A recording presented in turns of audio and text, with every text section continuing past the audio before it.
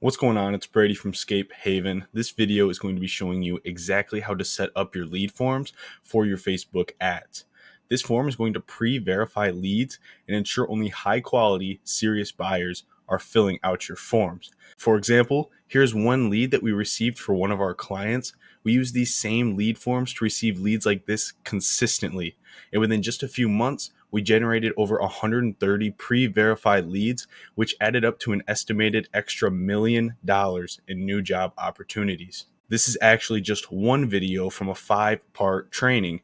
The other sections of the training go through exactly how to set up your Facebook ads, how to use the ads manager, how to write copy, select the right images. We even show you exactly how to get all of your leads sent directly to your phone. If you want access to the full training, all you have to do is join our free Facebook group. The link is going to be down below. Now, let's get right into this video.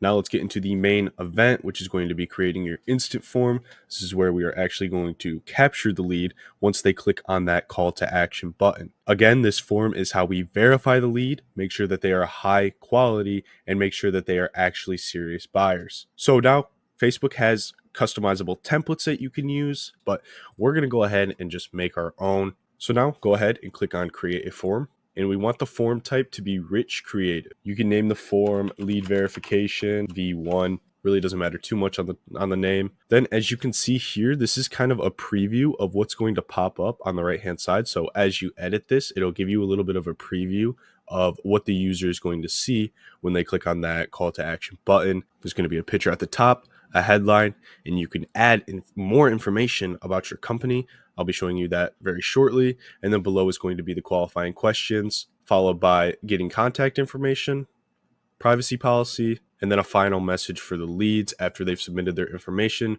where you can also send them over to your website or to your Instagram page. So now let's go into the intro section and let's add a image for the top of our form. For this example, we're just going to use the same image that we used in our creative. For the headline, we're going to do request landscape installation free quote. The overview is just a quick 1 to 2 sentences about what sets your business apart. For this, we can put something like creating jaw-dropping transformations for over 10 years. Then there's a benefits section, which is optional, but it is very useful.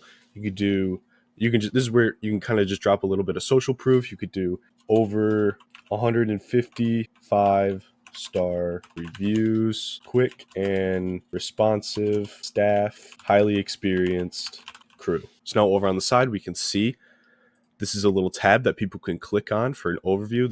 And they'll be able to read creating jaw-dropping transformations for over 10 years, over 155 star reviews, quick and responsive staff, highly experienced crew, right? So it's kind of building trust with them once they click on our call to action. Now for the build your story section, you can have any of these turned on, but I definitely want you to turn on the product section, because here you can change the title to services, and now you can add these little sliding cards that you can put each of your services, add a picture and a description. So now not only on the creative or on the actual ad itself, when they're scrolling through their feed, not only there are they reading your creative and seeing the type of work that you do, but now when they click on the call to action inside of this form, they're also able to see more about your services. And again, it is very important that people know the type of work that you do when you're trying to scale and you're trying to get more high ticket jobs. So I just went and grabbed 2 pictures off of Google just for this example.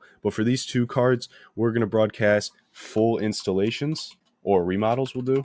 And our other card is turf and hardscape.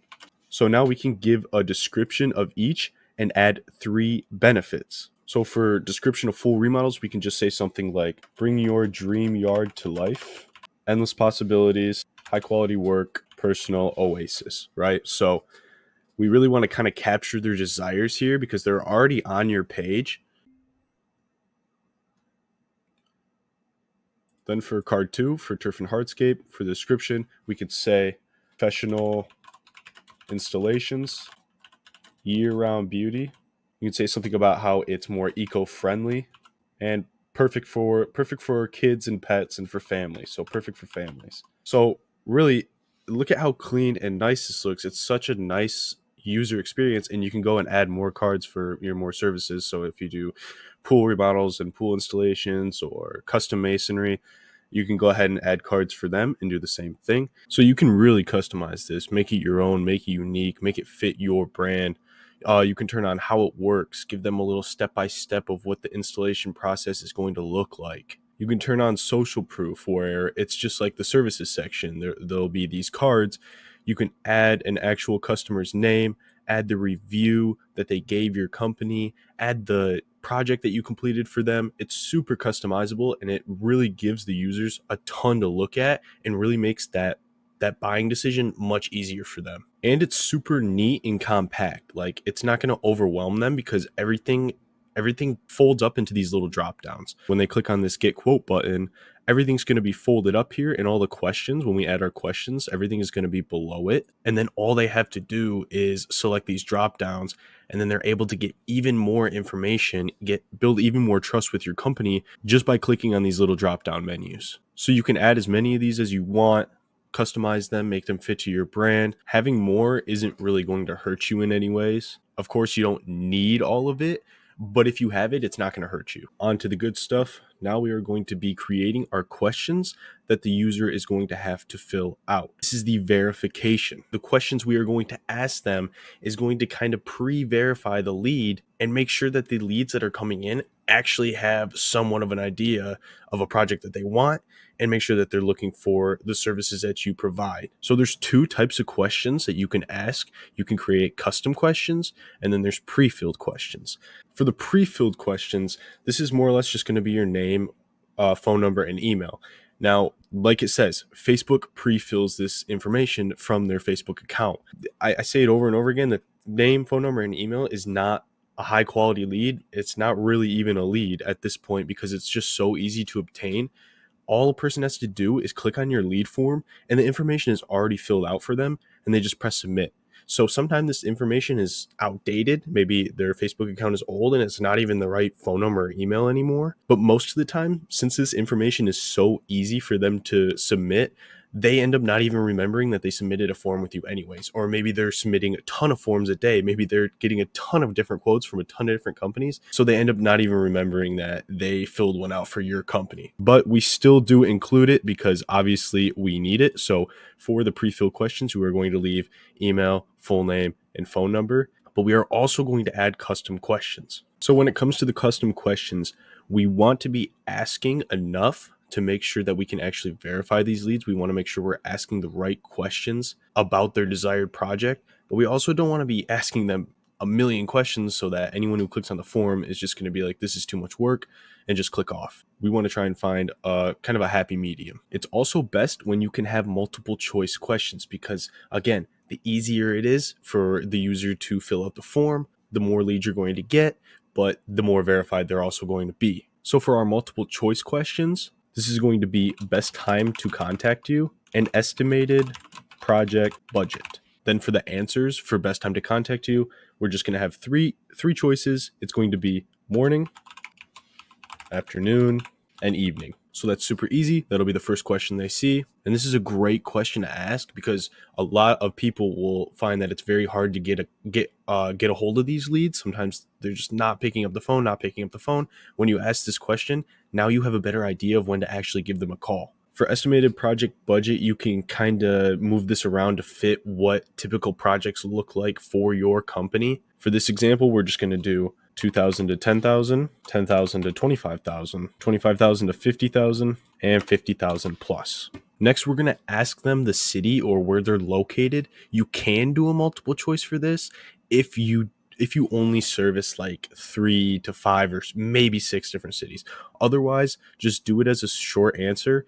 But in the question, so you're going to ask city you are located in, and then you're going to list out all of the cities that you service. You want to make sure they know what cities you service because even though we're going to be targeting those specific cities, sometimes Facebook will find people outside of your targeted areas, or sometimes someone will be listed as they're in one city, but maybe they moved at some point in time and didn't update their Facebook account. So we just want to eliminate as many people as possible being outside of your service areas. So if you just list all of your services here, then they know, they'll read this. If they don't see your service area, or if they don't see their location listed in your service areas, then they're probably going to click off the ad. Next question is also going to be a short answer, and this is going to be desired start time or desired start date. This is a great question to ask because it's going to ensure that the person filling out the form actually knows that they want their project to be started. I mean, a lot of people can fill out a form and they have really no intentions of starting anytime soon. They're just kind of shopping around, trying to get rid of those window shoppers. So this is a great question to kind of weed those people out and get kind of a timeline on their project and see if they're ready to start right now or maybe a couple months down the line. The final question we are going to ask is going to be another short answer, and this is going to be desired project details / services interested in. This is one of, if not the most important question, because this is really where you're going to be able to verify a lead and see if this is a project that you actually want to take on. And you're also able to look at their estimated project budget and see if their budget is even anywhere close to the project that they're looking to do. Then you'll also be able to match it up with their desired start time, see if this is something that you have time for, something that you can fit in. Then, of course, you're going to have their contact information. And from there, you can reach out to these leads, close them, give them a call at the best time to contact them, book them in for an estimate, and start filling up your calendar. One extra thing I almost forgot to mention, since this information is pre-filled, again, like I said, sometimes this can be outdated. So just to make sure that you actually get a good phone number, you can also add a short answer and just ask best phone number to reach you at. So now they have to actually physically type out their phone number, and a lot of the times it's going to be the same one as the one on the pre-filled information, but sometimes you'll get different phone numbers, and now you have two to play around with, two to make sure that you can reach out to them as many times as possible and actually get that meaningful conversation with each lead. And as for the privacy policy, you might already have one. If you have a website, you can just throw the link to that in there.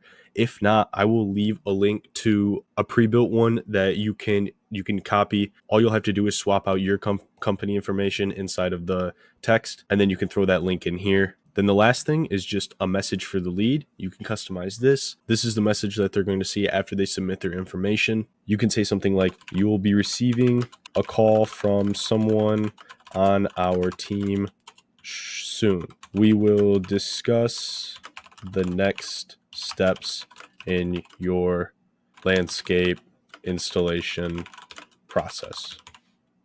Whatever you want. Don't have to overthink it. They already submitted their information. So unless there's something very specific you want them to do, you can pretty much just kind of leave it how it is. Then there's also a call to action button at the end. So if you want them to further go check out some of your projects, you can leave your actual website link or maybe a link to your Instagram page, and that will be added at the very end. It'll be the very last button that they see, so they can either go to your website or just close out of the form. After you've got this created, go ahead and name your form. Just do something like leads form and click create. That is all for this video. Remember, if you want the other 4 parts of the training, go down in the description and click on the link to join our free Facebook group.